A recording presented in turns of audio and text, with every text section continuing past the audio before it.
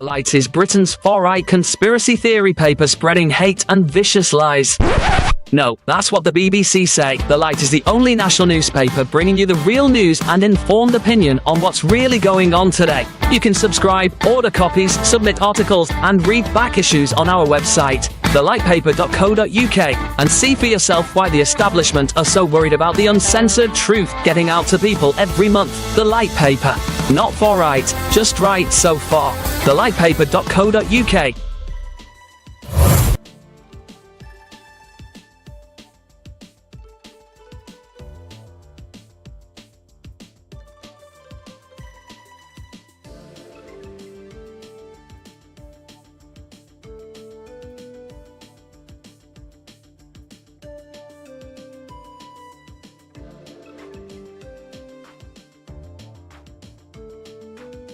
Scene script. Have you ever pondered the idea of financial independence and early retirement? The notion of not having to clock in at 9 or wrestle with the daily grind? Imagine a life where you're not shackled by financial obligations or a demanding job. It's not an impossible dream, but a reality for those who embrace the FIRE movement. That's financial independence, retire early. Consider the tale of Jane, a woman in her early 30s. Jane was an ordinary person living an ordinary life. She had a 9-to-5 job, a mortgage, car payments, and a lifestyle that was comfortable but hardly extravagant. And like most people, she dreamed of a life where she didn't have to worry about money. Jane decided to make a change. She began by cutting back on non-essential expenses, saving as much of her income as possible. She invested wisely, focusing on assets that generated passive income that didn't require her to trade time for money. Slowly but surely, Jane began to build her financial independence. She was still working, but she was no longer living paycheck to paycheck. She had a safety net, a cushion that gave her the freedom to make choices based on what she wanted, not what she needed. Fast forward 10 years, Jane, now in her early 40s, had achieved her goal. She was financially independent. She had enough passive income to cover her living expenses, and she no longer needed to work to survive. She was free to retire early, to spend her time as she pleased. Jane's story may seem extraordinary, but it's not unique. It's the story of anyone who has embraced the principles of the FIRE movement. It's a tale of discipline, of sacrifice, and of a relentless pursuit of financial independence. To summarize, the key points discussed today revolve around the idea of financial independence and early retirement. It requires discipline and sacrifice, cutting back on non-essential expenses and saving as much as possible. It involves investing wisely, focusing on assets that generate passive income. But most importantly, it requires a change in mindset.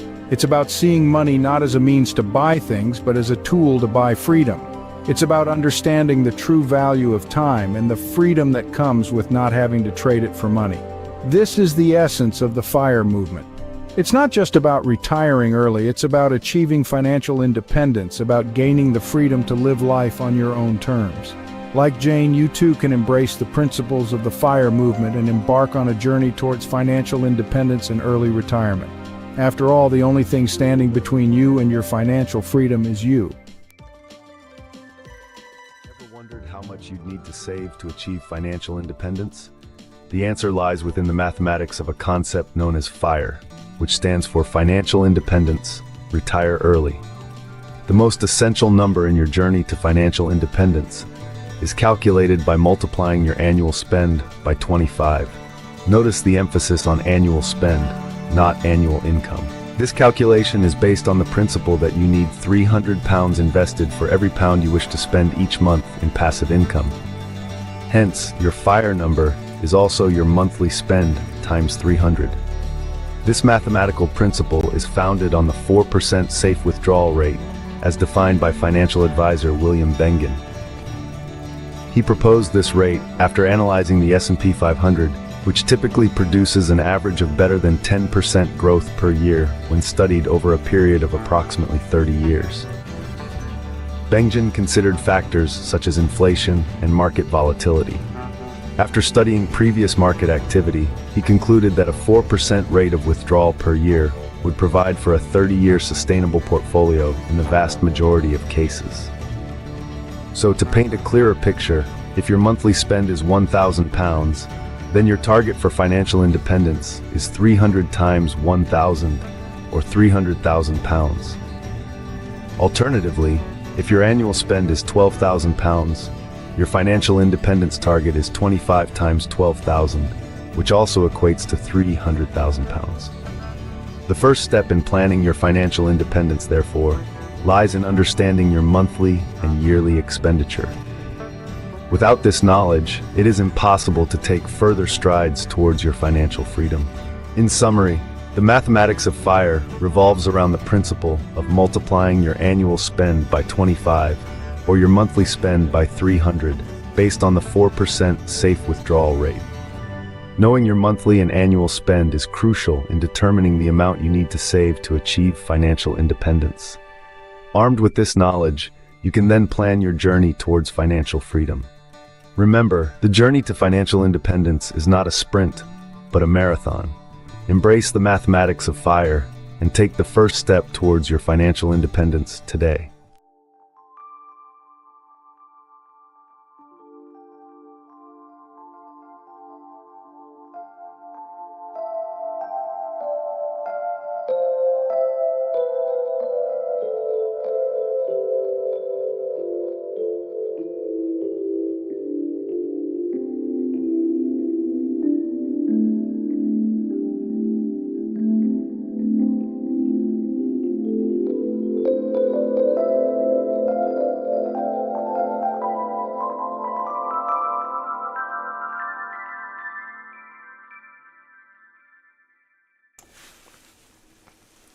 Good morning, guys. It is 9:52 on Tuesday, the 21st of January 2025. And if we just have a look first of all at the market, just in terms of the actual curve itself, I want to take you back to March, April 2020, back to the time of the COVID effect. When the world was ending and the sky was falling in. That's it there. And as we know, the market experienced a V-shaped recovery, and by June, July, things were looking pretty good again. And currently, as you can see if you follow the curve there, currently the market is pretty much at the highest point we have seen so far. So we will have a look at some figures shortly, but before that I just want to draw your attention to my favourite bank, Monzo. I want a bank that makes money easy. That sounds perfectly reasonable. And you are? We're a bank called Monzo. I want a bank that shows me what I spend instantly. No problem, just give us a go. See? Can you make splitting bills easy? Super easy, check this out. But it's a real faff to sign up. It takes less than 10 minutes. Race you. You're on. Can I talk to a real person 24/7? Of course. Even now? Yep. Even now? Anytime. Can you tell me when I'm running a little low on cash? We certainly can. Cool. Can I afford these? You certainly can't, sorry. Can't afford that either. That's a real shame. Not really. Time's up, how'd you get on? It's a draw. Can you help me save for my next holiday? Oh, how about you set up a savings pot in the Monzo app called Barbados, baby? Thanks for listening, Monzo. We're all ears. We can go now. Rude. You make Monzo Monzo.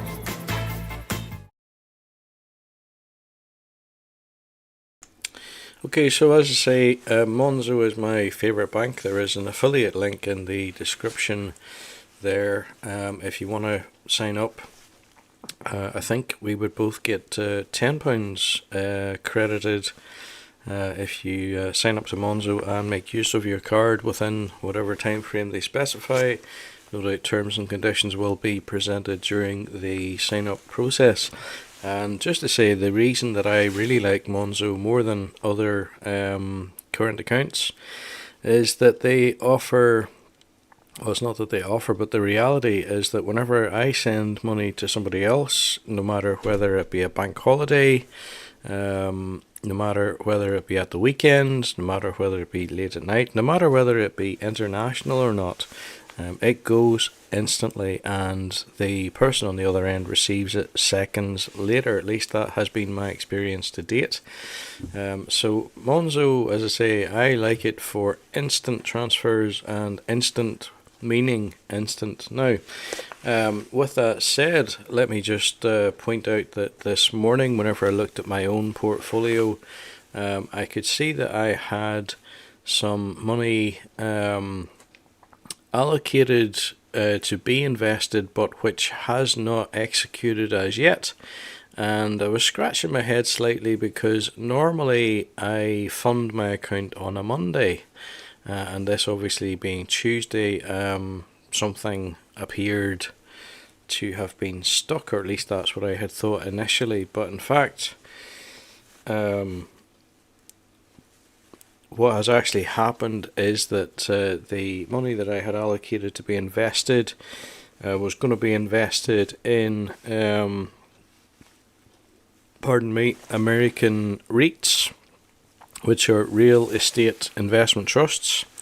So they were going to be invested through the US stock markets, but of course yesterday those were closed because it was Donald Trump's second inauguration day yesterday, and I would suggest that probably explains why the market is sitting so much higher the past couple of days, is that there is the new administration in the United States that has taken over, Donald Trump back for a second term.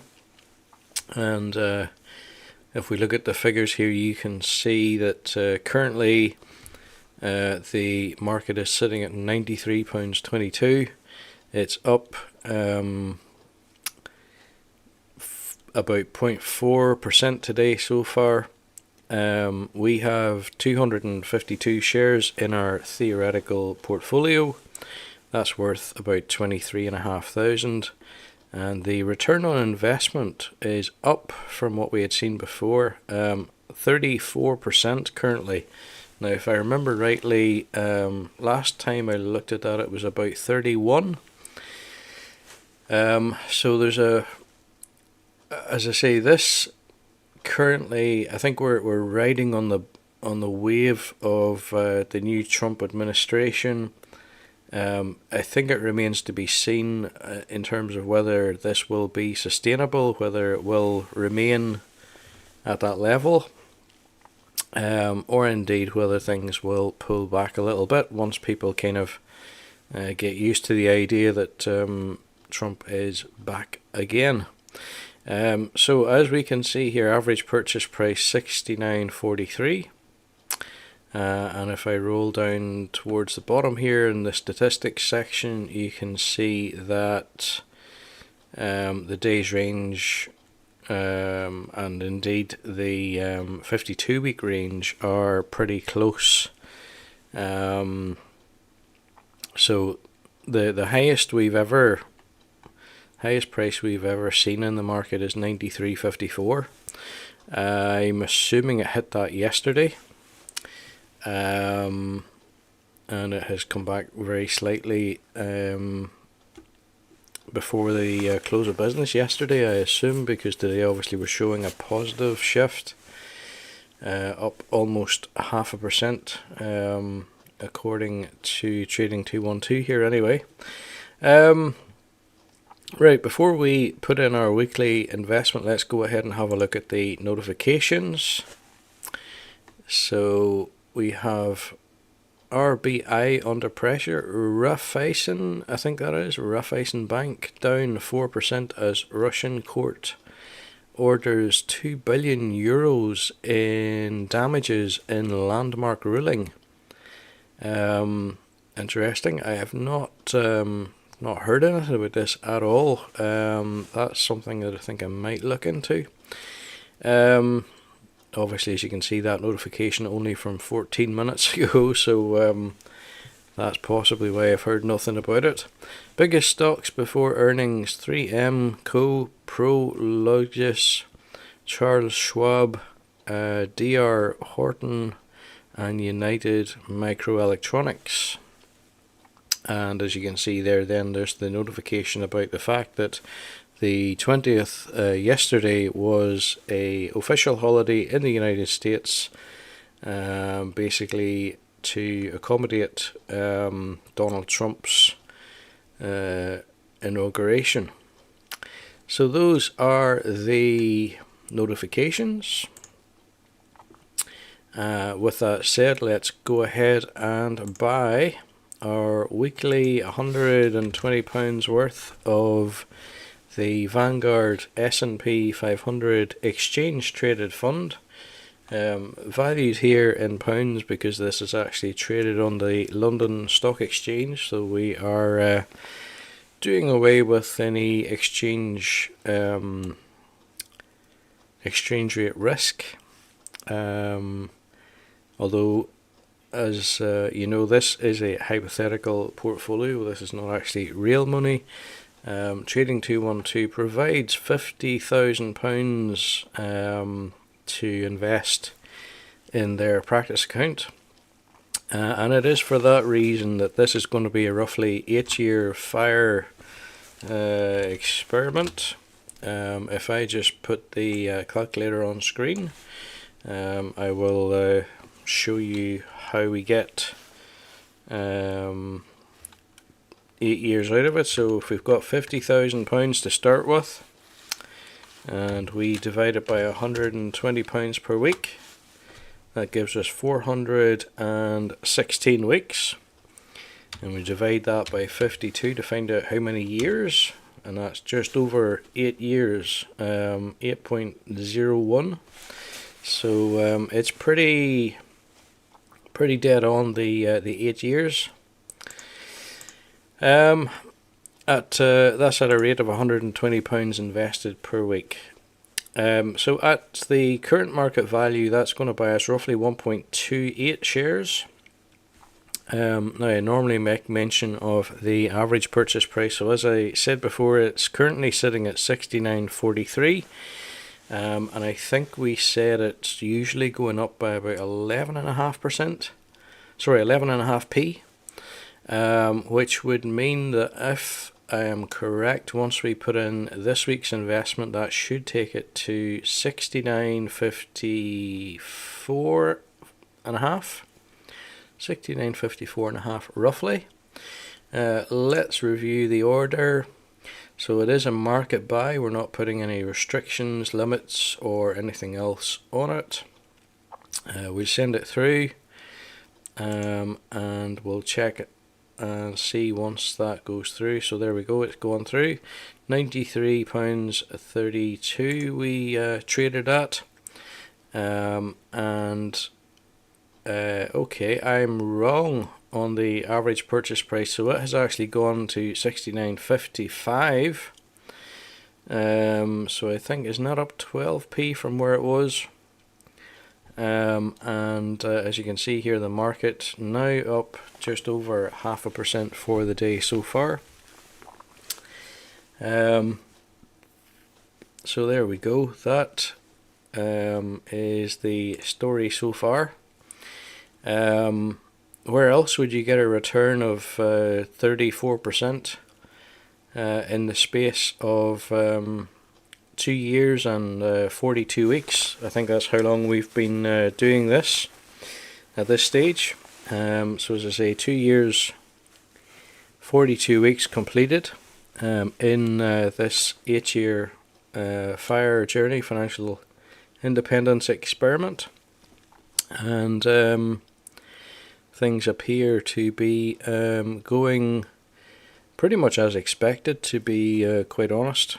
Yeah, there's really not an awful lot more to say about that. As I say, yesterday was the inauguration again for Donald Trump. So no big surprise that the market has responded in a positive way to probably what will be perceived at least as a period of a little bit more stability. It's no surprise to people what Trump is about. He has made quite public statements on what he plans to do. And of course, he is no longer an unknown quantity, given the fact that he has previously held the United States presidency. Yeah, it'll be interesting to see how things go. But guys, in the meantime, let me thank you for watching. Let me encourage you to subscribe to the channel if you're interested in following the journey, and give us a up thumb if you particularly like this one. Thanks for watching, and have a great end to your Tuesday. See you next week.